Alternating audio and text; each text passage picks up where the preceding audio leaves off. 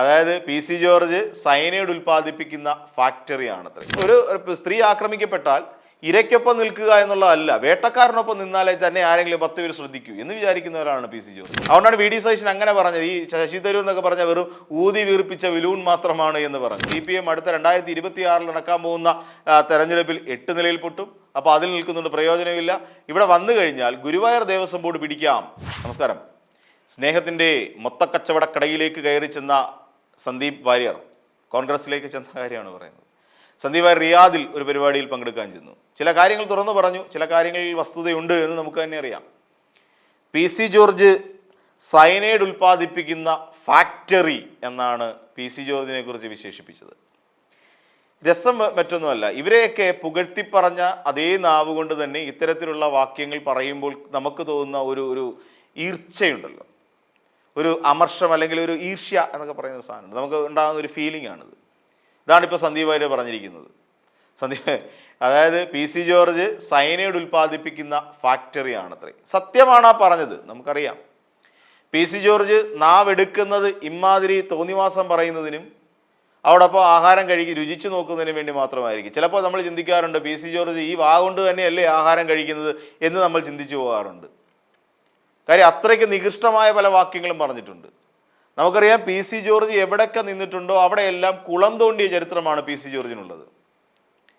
ഇവിടെ ഒരേ സമയം തന്നെ വലിയ ഒരു അതീവ വിശ്വാസിയാണ്, അല്ലെങ്കിൽ അമിതമായി തൻ്റെ യജമാനനോട് സ്നേഹമുള്ള ഒരാളാണ് എന്ന് പറയുന്നതിനോടൊപ്പം തന്നെ അയാളെ ചതിക്കാൻ എന്തൊക്കെ വഴികളുണ്ടോ ആ വഴികൾ കരുതിക്കൂട്ടി തീരുമാനിച്ചുറപ്പിച്ചിരിക്കുന്ന ഒരാൾ കൂടിയാണ് പി സി ജോർജ്. നമുക്കറിയാം കഴിഞ്ഞ കാലത്ത് ഉമ്മൻചാണ്ടിയെ ഏറ്റവും അധികം തേജോവധം ചെയ്ത, എനിക്ക് തോന്നുന്നു പ്രതിപക്ഷം പോലും അത്രത്തോളം അദ്ദേഹത്തെ തേജോവധം ചെയ്തിട്ടില്ല. പ്രതിപക്ഷം അക്കാര്യത്തിൽ ഉമ്മൻചാണ്ടിയോട് ഒരു ചെറിയ രീതിയിലെങ്കിലും ഒരു സോഫ്റ്റ് കോർണർ കാണിച്ചിരുന്നു. പി സി ജോർജ് എന്താ പറഞ്ഞത്? അങ്ങേ അറ്റത്തെ കാര്യമല്ലേ പി സി ജോർജ് പറഞ്ഞത്? ഇവരെ രണ്ടുപേരെയും കൂടി മുഖ്യമന്ത്രിയുടെ ഓഫീസിൽ അസമയത്ത് കണ്ടു, അസ്വാഭാവികമായ രീതിയിൽ കണ്ടു എന്നാണ് പി സി ജോർജ് പറഞ്ഞത്. അന്ന് ഉമ്മൻചാണ്ടിയുടെ വേഷം ലുങ്കിയായിരുന്നു അത്രേ. ഒരിക്കലും നടക്കാത്ത അല്ലെങ്കിൽ ഒരിക്കലും സംഭവിക്കാൻ പാടില്ലാത്ത പലതും അവിടെ സംഭവിച്ചു. ഈ കണ്ട മാധ്യമപ്രവർത്തകരെ മുഴുവൻ കോയമ്പത്തൂർ വരെ CD എടുക്കാൻ വേണ്ടിയിട്ട് ഓടിച്ചതിലെ പ്രധാന കക്ഷിയാണ് ഈ പറയുന്ന പി സി ജോർജ്. എവിടെയെങ്കിലും നന്മയെക്കുറിച്ച് പറഞ്ഞിട്ടുണ്ടോ പി സി ജോർജിൻ്റെ വായിൽ നിന്ന്? പി സി ജോർജ് എപ്പോഴും ചിന്തിക്കുന്നത് അങ്ങനെയാണ്. ഒരു സ്ത്രീ ആക്രമിക്കപ്പെട്ടാൽ ഇരയ്ക്കൊപ്പം നിൽക്കുക എന്നുള്ളതല്ല, വേട്ടക്കാരനൊപ്പം നിന്നാലേ തന്നെ ആരെങ്കിലും 10 പേര് ശ്രദ്ധിക്കൂ എന്ന് വിചാരിക്കുന്നവരാണ് പി സി ജോർജ്. വായിൽ തോന്നുന്ന എന്ത് നാട്ടുകാരെ പുലഭ്യം പറയാമെന്ന് വിചാരിക്കുന്നത്. നമുക്കറിയാം തെരഞ്ഞെടുപ്പിൻ്റെ വേളയിൽ, തെരഞ്ഞെടുപ്പ് പ്രചരണത്തിനിടയിൽ ആരൊക്കെയോ ഇദ്ദേഹത്തിൻ്റെ രാഷ്ട്രീയ മതപരമായ നിലപാട് കാരണം കൂക്കി വിളിക്കുമെന്നേ. കാര്യം വ്യക്തമായ രാഷ്ട്രീയ നിലപാടില്ലാത്തവരെ ഈ നാട്ടിൽ ജനം കൂക്കി വിളിക്കും, കൂവി വിളിച്ചോടിക്കും. അന്ന് തന്തയ്ക്ക് വിളിക്കുകയായിരുന്നു മൈക്കിലൂടെ ചെയ്തത്. ഒരു രാഷ്ട്രീയ നേതാവിൻ്റെ സംസ്കാരത്തെക്കുറിച്ചാണ് പറയുന്നത്.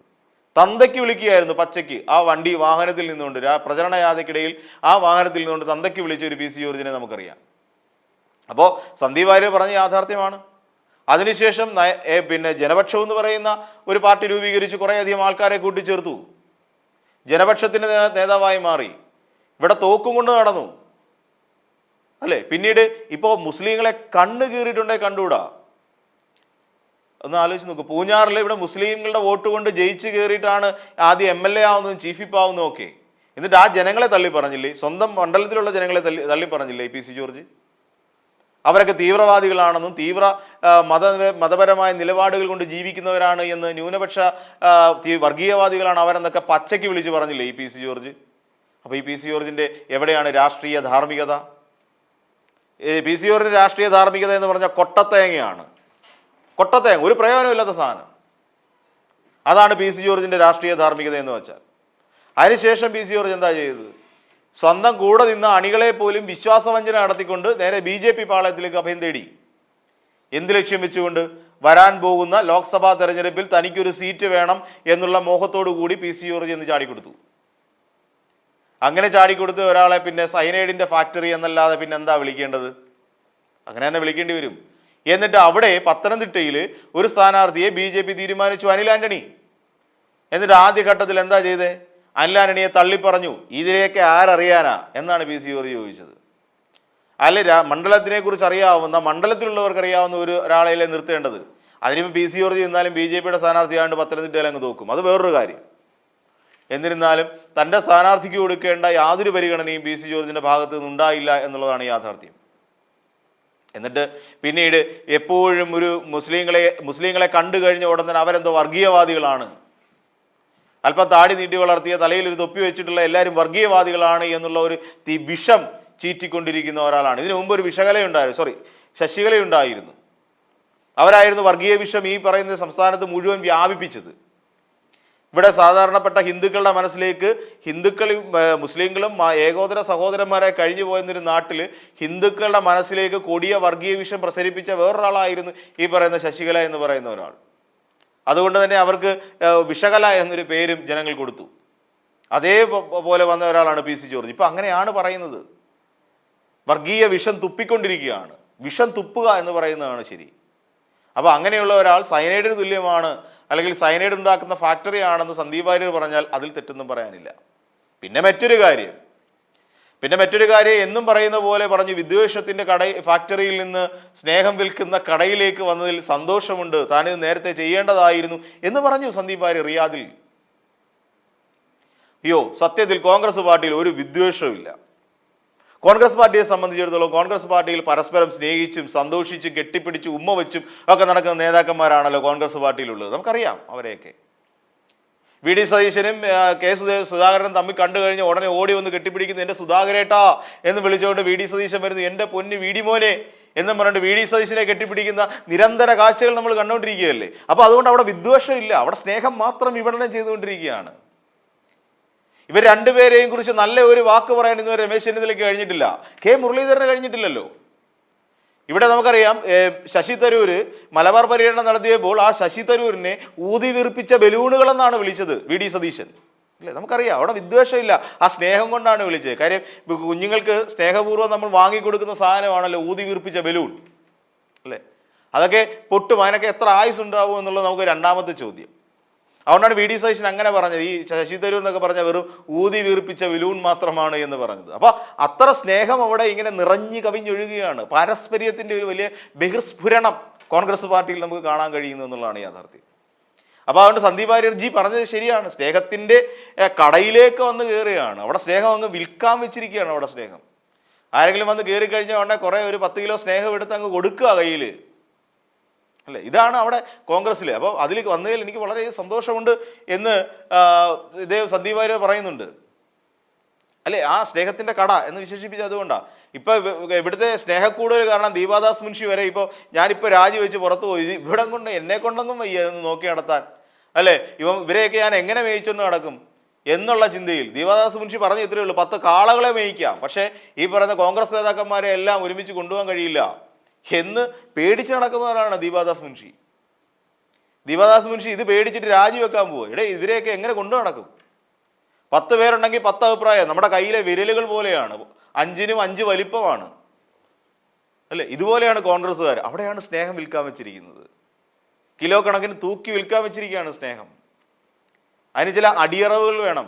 ഇതിനു മുമ്പ് തന്നെ പറഞ്ഞു ഇവിടെ പവർ ഗ്രൂപ്പുകൾ ഉണ്ടോ എന്നൊരു ഒരു വനിതാ നേതാവ് ഇവിടെ വന്ന് ഉച്ചസ്ഥലം പറഞ്ഞിട്ട് പോയി. നമ്മൾ കേട്ടതാണത്. ഒരു വനിതാ നേതാവ്, അവർക്ക് പോലും ഇവിടെ മാന്യമായിട്ട് പ്രവർത്തിക്കാൻ കഴിയുന്നില്ല. ചിലരെയൊക്കെ സന്തോഷിപ്പിക്കേണ്ടി വരും. അതായത് വി ഡി സതീശനെ പോലുള്ള വി ഡി സതീശൻ കൊണ്ടു നടക്കുന്ന ഒരു പവർ ഗ്രൂപ്പ് ഉണ്ട് ഇവിടെ. അതുകൊണ്ട് വി ഡി സതീശനെ തന്നെ സന്തോഷിപ്പിക്കേണ്ടി വരും. അല്ലാത്തവർക്കൊന്നും കോൺഗ്രസിൽ സ്ഥാനമില്ല. അതാണ് സ്നേഹത്തിൻ്റെ കട. അപ്പോൾ പിന്നീട് ചോദിച്ചു, എങ്കിൽ പിന്നെ നിങ്ങൾക്ക് CPM ആയിക്കൂടെ എന്ന് ചോദിച്ചു. അപ്പോൾ പറഞ്ഞതെന്നറിയോ, BJP-യിൽ നിന്ന് CPM-ലേക്ക് വരുന്നത് വിയൂരിൽ നിന്ന് കണ്ണൂർ സെൻട്രൽ ജയിലിലേക്ക് മാറുന്ന പോലെയാണ് എന്ന്. എന്താ അങ്ങനെ പറഞ്ഞത്? അത് മനസ്സിലാവുന്നില്ല. ഇവിടെ സന്ദീപ് വാര്യർ എന്ന് പറയുന്ന ഒരാൾ CPM-ൽ എവിടെയെങ്കിലും പ്രവർത്തിച്ചിട്ടുണ്ടായിരുന്നു ഇതിനു മുമ്പ്? അങ്ങനെ പറയാൻ BJP ഓക്കെ, BJP-യെ സംബന്ധിച്ചിടത്തോളം BJP-യിൽ നിന്ന് പ്രവർത്തിച്ച് പണി കിട്ടി, അത് സത്യമായതുകൊണ്ടല്ലേ പുള്ളി കോൺഗ്രസ് പാർട്ടിയിലേക്ക് ചാടിയത്. ഒറ്റ മറുകണ്ഠം ചാടലായിരുന്നു. പിന്നെ ധാർമ്മികത എന്ന് പറയുന്നത് ഈ പറയുന്ന രാഷ്ട്രീയത്തിൽ BJP-യിലാണെങ്കിലും കോൺഗ്രസ്സിലാണെങ്കിലും CPM-ലാണെങ്കിലും ആ ഒരു സ്ഥാനത്തെക്കുറിച്ച് നമ്മൾ ചിന്തിക്കരുത്. ഈ 3 പാർട്ടിയിലും അല്ലെങ്കിൽ ഇനിയിപ്പോൾ എത്ര പാർട്ടിയുണ്ടോ അത്രയും പാർട്ടികളിൽ ധാർമ്മികതയെക്കുറിച്ച് നമ്മൾ ചിന്തിക്കരുത്. അത് പോട്ടെ. പക്ഷേ ഇദ്ദേഹം പറഞ്ഞത് BJP-യിൽ നിന്ന് CPM-ലേക്ക് ചാടുന്നത് വിയൂർ സെൻട്രൽ ജയിലിൽ നിന്ന് കണ്ണൂർ സെൻട്രൽ ജയിലിലേക്ക് പോകുന്ന പോലെയാണ്. ഇതിനു മുമ്പ് ജയിലിൽ കിടന്നിട്ടുണ്ടോ സന്ദീപ് വാര്യർ? ഏതെങ്കിലും മനുഷ്യത്വപരമായ മനുഷ്യന് വേണ്ടി നടത്തിയ ഏതെങ്കിലും സമരത്തിൽ പങ്കാളിയായി ജയിൽ ജീവിതം നയിച്ചിട്ടുണ്ടോ? റിയാദിലൊക്കെ താൻ അവിടെ പോയിട്ടുണ്ടെന്നൊക്കെ പറയാം, അവിടെ ജോലിക്കായി പോയിട്ടുണ്ട്, അവിടുത്തെ ജനങ്ങളുടെ സന്മനോഭാവത്തെക്കുറിച്ചൊക്കെ പറയുന്നുണ്ട്. പക്ഷേ ഇതിനെക്കുറിച്ച് വസ്തുനിഷ്ഠമായി സത്യത്തിൽ അറിയില്ല സന്ദീപ് വാര്യർക്ക് എന്ന് വേണം മനസ്സിലാക്കാൻ. ഇപ്പോൾ ഇവിടെ ചെന്നത് കൃത്യമായ അജണ്ടയോടുകൂടി തന്നെയാണ് സന്ദീപ് വാര്യർ ഈ പറയുന്ന കോൺഗ്രസ് പാർട്ടിയിലേക്ക് ചാടിയെന്ന് അരിയാഹാരം കഴിക്കുന്നവർക്ക് മനസ്സിലാവും. സന്ദീപ് വാര്യർ ചിന്തിച്ചിരുന്നത് എന്താ? ഈ പറയുന്ന തെരഞ്ഞെടുപ്പുമായി ബന്ധപ്പെട്ടിട്ട് ഒരു വലിയ മാറ്റം ഉണ്ടാകാൻ പോവുകയാണ് കേരളത്തിൽ. അതായത് വരാൻ പോകുന്ന നിയമസഭാ തെരഞ്ഞെടുപ്പിൽ CPM നിലം തൊടാതെ പറക്കും. ആ നിലം തൊടാതെ പറക്കുമ്പോൾ ഇവിടെ അധികാരത്തിലേറുക കോൺഗ്രസ് പാർട്ടിയാണ്, അല്ലെങ്കിൽ UDFന്റെ നേതൃത്വമാണ് എന്ന് അങ്ങ് വിശ്വസിച്ചു സന്ദീപ് വാര്യർ. അല്ലാതെ വിയൂരിൽ നിന്നും കണ്ണൂരിലേക്ക് മാറുന്ന പോലെയൊന്നുമല്ല. അവിടെ അതുകൊണ്ട് ഭരിക്കുന്ന പാർട്ടിയിൽ നിന്നാൽ മാത്രമേ താൻ ലക്ഷ്യം വെക്കുന്ന കാര്യങ്ങൾ നടക്കൂ എന്ന് കൃത്യമായി സന്ദീപ് വാര്യർക്ക് അറിയാം. ഈ BJPയിൽ നിൽക്കുന്നുണ്ട്, കേരളത്തിൽ ഇനി ഒരു രാഷ്ട്രീയ വളർച്ചയില്ല എന്നറിയാം. കാര്യം ഇവിടെ പ്രസിഡന്റ് ആവാം, ഇവിടെ തമ്മിൽ നടന്നുകൊണ്ടിരിക്കുകയാണ്. അപ്പോൾ അതുകൊണ്ട് BJP നിൽക്കുന്നതുകൊണ്ട് ഇനിയും തനിക്കൊരു രാഷ്ട്രീയ ഭാവി ഉണ്ടാകില്ല എന്ന് കൃത്യമായി അറിയാം. ഏതെങ്കിലും ഒരു മണ്ഡലത്തിൽ നിന്ന് 2ാം സ്ഥാനത്ത് എത്താൻ പറ്റൂ? ഇല്ല. അപ്പോൾ അതുകൊണ്ട് സന്ദീപ് വാര്യർക്ക് BJPയിൽ ഇനിയും വലിയ പ്രതീക്ഷയില്ല. CPMനെ സംബന്ധിച്ചിടത്തോളം CPM അടുത്ത 2026 നടക്കാൻ പോകുന്ന തെരഞ്ഞെടുപ്പിൽ 8 നിലയിൽ പൊട്ടും. അപ്പോൾ അതിൽ നിൽക്കുന്നുണ്ട്, പ്രയോജനമില്ല. ഇവിടെ വന്നു കഴിഞ്ഞാൽ ഗുരുവായൂർ ദേവസ്വം ബോർഡ് പിടിക്കാം, അവിടേക്ക് കയറിയിരിക്കാം എന്നുള്ള ഒരു ധാരണ ഇപ്പോൾ തന്നെ ഇദ്ദേഹത്തിൻ്റെ മനസ്സിലുണ്ട്, സന്ദീപ് വാര്യരുടെ. അല്ലാതെ ഈ വെറുപ്പിൻ്റെ വിദ്വേഷത്തിൻ്റെ ഫാക്ടറിയിൽ നിന്നും സ്നേഹത്തിൻ്റെ കടയിലേക്ക് എത്തിയ നന്മയൊന്നും അല്ല സന്ദീപ് വാര്യരെ നയിക്കുന്നത് എന്ന് നമുക്കെല്ലാവർക്കും അറിയാം. അല്ലെങ്കിൽ അരിയാഹാരം കഴിക്കുന്ന ഏതൊരാൾക്കും മനസ്സിലാവും.